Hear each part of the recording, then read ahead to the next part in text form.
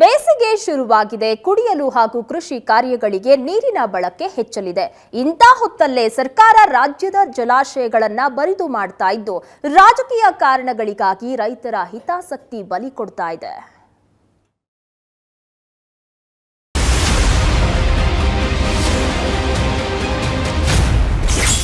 ನೀರಿನಲ್ಲೂ ಕಾಂಗ್ರೆಸ್ ಸರ್ಕಾರ ಅಡ್ಜಸ್ಟ್ಮೆಂಟ್ ರಾಜಕೀಯ.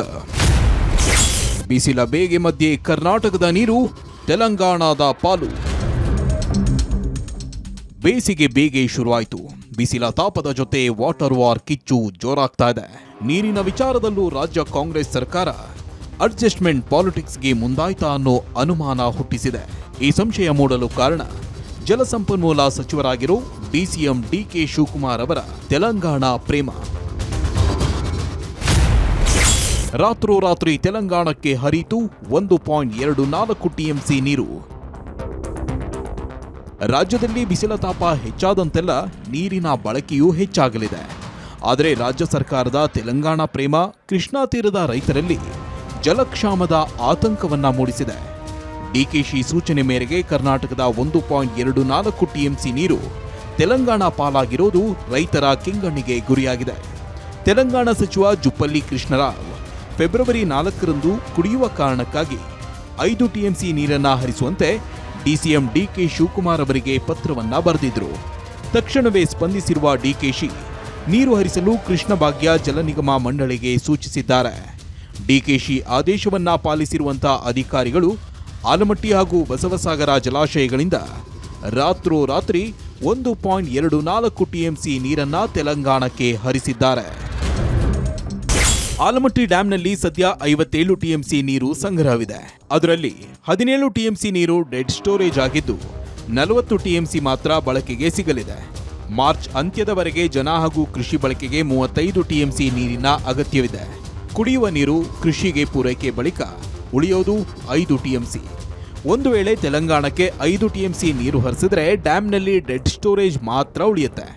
ಆಗ ಏಪ್ರಿಲ್ ಹಾಗೂ ಮೇ ತಿಂಗಳಿನಲ್ಲಿ ಕುಡಿಯುವ ನೀರಿಗೂ ಅಭಾವ ಉಂಟಾಗುವ ಸಾಧ್ಯತೆ ಇದೆ. ಆಲಮಟ್ಟಿಯಿಂದ ನೀರನ್ನು ಹರಿಸಬಾರದು ತಿಳ್ಕೊಂಡು ನಾವು ನಿನ್ನಿನ ದಿವಸನೇ ಮನವಿಯನ್ನು ಕೊಟ್ಟಿದ್ದೆವು. ಯಾವುದೇ ಕಾರಣಕ್ಕೂ ನೀರು ಬಿಡಬಾರದು ತಿಳ್ಕೊಂಡು ನಾವು ಮನವಿ ಮಾಡಿಕೊಂಡ್ರು ಕೂಡ ರಾತ್ರಿ ಅಂದ್ರೆ ರಾತ್ರಿ 12 ಗಂಟೆಗೆ 1.27 ಟಿಎಂಸಿ ನೀರು ಹರಿಸುವ ಮೂಲಕ ವಿಜಯಪುರ ಮತ್ತು ಬಾಗಲಕೋಟೆ ಅವಳಿ ಜಿಲ್ಲೆಯ ರೈತರಿಗೆ ಸರ್ಕಾರ ಇವತ್ತು ದೊಡ್ಡ ಅನ್ಯಾಯ ಮಾಡಿದೆ. ಮಾನಸದ ಲಕ್ಷಾಂತರ ಎಕರೆ ಜಮೀನ ಮನೆ ಮಟ್ಟ ಕಳ್ಕೊಂಡವರು ನಾವು. ನಮ್ಮ ವಿಷಯದಲ್ಲಿ ಮನುಷ್ಯತ್ವ ಇಲ್ಲ ಇವರಿಗೆ. ತೆಲಂಗಾಣದ ಮನುಷ್ಯತ್ವ ತೋರಿಸ್ತಾರೆ ಇವರು.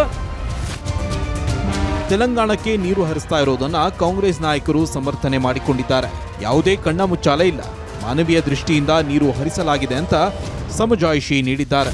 ನಾನು ಎಮರ್ಜೆನ್ಸಿಗೆ 1 ಟಿಎಂಸಿಗೆ ರಿಲೀಸ್ ಮಾಡಿದ್ದೀನಿ. There is no unofficial release. ಅವರೆಲ್ಲ ಬಂದು ಮಿನಿಸ್ಟರ್ಸ್ ಎಲ್ಲ ಬಂದು ಪರ್ಸನಲ್ ಆಗಿ ರಿಕ್ವೆಸ್ಟ್ ಮಾಡಿದ್ರು. ನಮ್ಮ ನೀರಿನ ಪರಿಸ್ಥಿತಿನ ಗಮನದಲ್ಲಿ ಇಟ್ಕೊಂಡು ನಾವು ಅವ್ರಿಗೆ ಕೆಲವು ಕೊಟ್ಟಿದ್ದೀವಿ. ಅದರಲ್ಲೇನು ಎಮರ್ಜೆನ್ಸಿ ಕೆಲವು ಕ್ರಾಪ್ ಇರ್ಬೋದು, ಕುಡಿಯೋ ನೀರಿಗೆ we have to help them, will help them.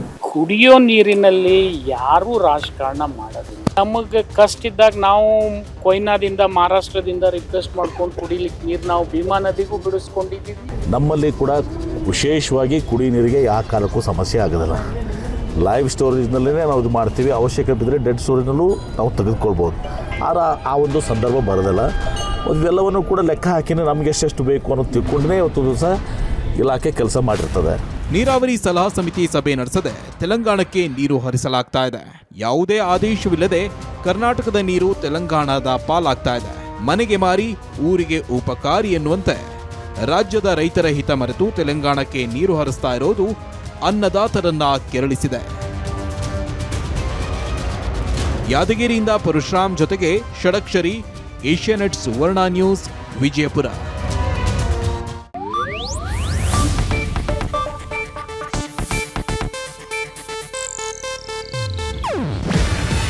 ಇದು ಏಷ್ಯಾನೆಟ್ ನ್ಯೂಸ್ ನೆಟ್ವರ್ಕ್ ಪ್ರಸ್ತುತಿ. ನೀವು ನೋಡ್ತಿದ್ದೀರಾ ಏಷ್ಯಾನೆಟ್ ಸುವರ್ಣ ನ್ಯೂಸ್.